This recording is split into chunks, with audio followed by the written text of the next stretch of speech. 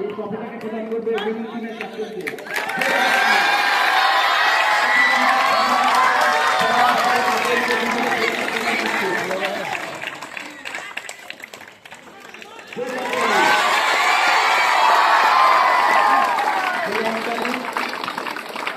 আমাদের সামনে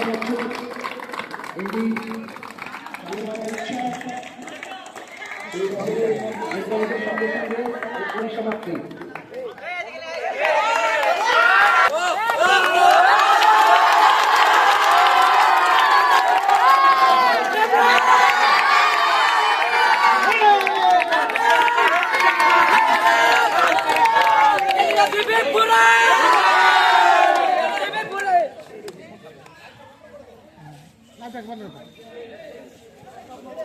আমাদের আরপিএল